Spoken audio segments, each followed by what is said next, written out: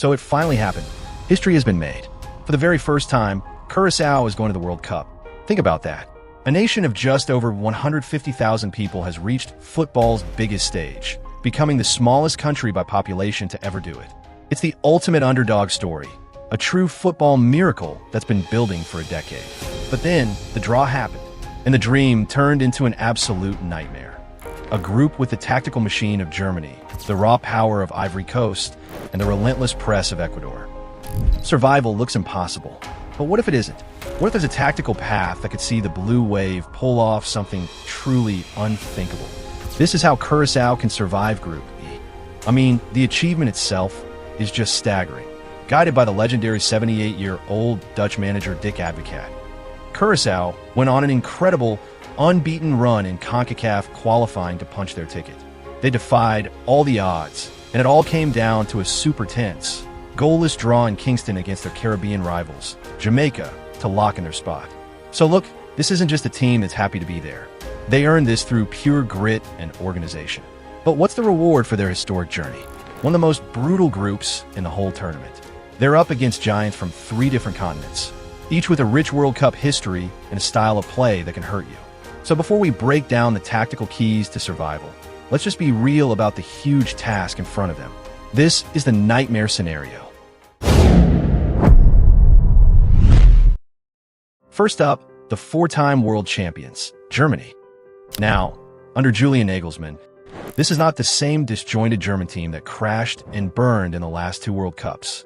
No, they're a team reborn, mixing young talent with veteran leaders in a system that's tactically flexible and super aggressive.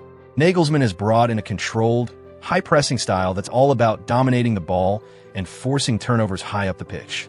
With creative geniuses like Florian Wirtz and a disciplined core led by guys like Joshua Kimmich, Germany just operates like a well-oiled machine built to take apart even the most organized defenses. For Curaçao, this first match is a total trial by fire against a team that expects to walk away from this group with all 9 points. Then you got the physical powerhouse, Ivory Coast. The Elephants are battle-tested, making their 4th World Cup appearance, and they come in as one of Africa's proudest football nations. Their squad is stacked with players who have proven themselves in Europe's best leagues. The whole midfield is anchored by the immense presence of Frank Kessie, a player who's got both tactical smarts and just pure power. And they're backed up by a new wave of talent, like Roma's Evan Dicka in defense and dynamic attackers who bring serious pace and flair. Managed by Immerse Faye, who led them to a dramatic AFCON title. This is a team riding a wave of momentum and knows how to win under pressure. They bring a totally different challenge than Germany. It's less about complex passing and more about overpowering you with speed, strength, and just going right at you. And finally, there's Ecuador, who might just be the toughest Pot 2 opponent Curaçao could have possibly drawn. La Tri are one of South America's most disciplined and tough-to-beat teams. They had an impressive qualifying campaign, a testament to their organization under manager Sebastián Becassis. Their whole identity is built on a rock-solid defense that was incredibly stingy, conceding only 5 goals during their entire qualifying run. Led by Chelsea's Moises Caicedo bossing the midfield and a defense commanded by top-tier talents like William Pacho and Piero Hincapié. Ecuador is a team that is just incredibly hard to break down. They don't just sit back and absorb pressure, they thrive on it, and they wait for that one perfect moment to hit you on the counter. Germany's machine, Ivory Coast's power, and Ecuador's resilience. 3 games, 3 very different Goliaths. So, how does David even start to think about fighting back? Alright, if you're enjoying this tactical breakdown and you love a great underdog story, do me a solid and hit that subscribe button. We're going deep on all the teams at the World Cup, and you're not going to want to miss it. So, how does the Blue Wave survive this?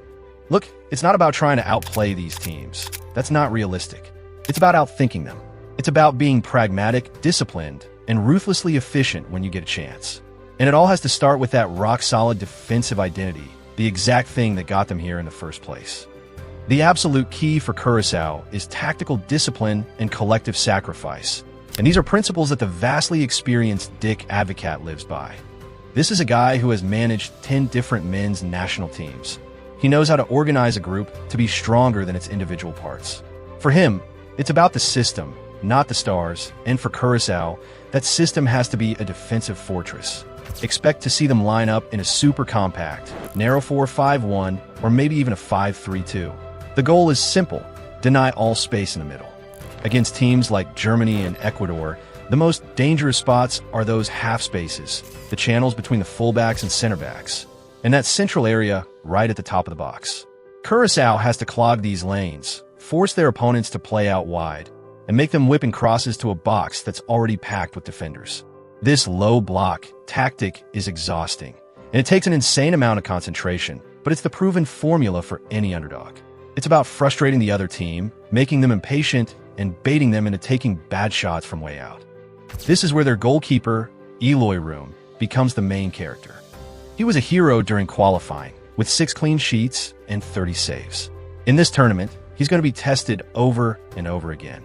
A world-class performance from him isn't a bonus, it's a flat-out necessity. But hold on, because defense alone doesn't win you points. And this brings us to the second key of the blueprint, the counterattack. For an underdog, the moment you win the ball back is everything. It's a small window where you can exploit the space the other team leaves behind. Curaçao's attacks have to be fast, direct, and clinical. They're not going to have the luxury of building up with 20 pass moves. It's all about getting the ball forward to their main attackers as quickly as humanly possible. This is where the veteran leaders have to step up. You've got Leandro Bacana, with all his experience in the Premier League and the Eredivisie, acting as the engine room.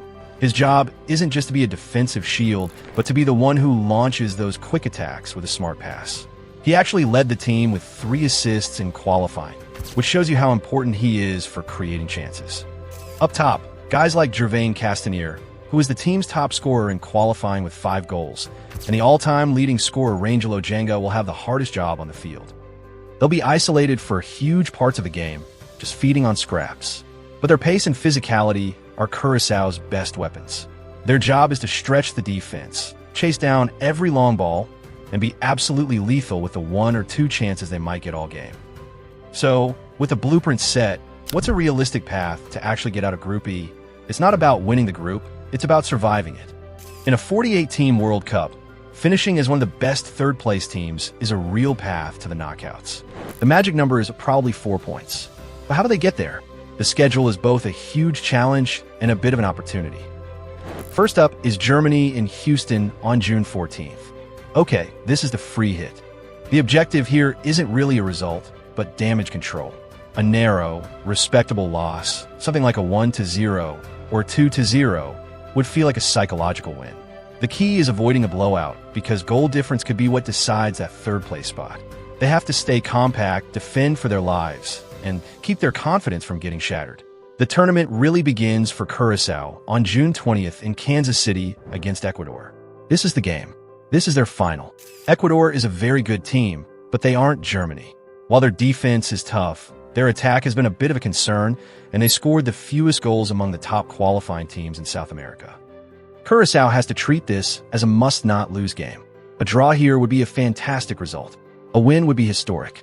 They need to use the same defensive plan, but be a little bit braver when they win the ball back. This is the match where one moment of magic, from a set piece or a quick counter, could steal 3 priceless points.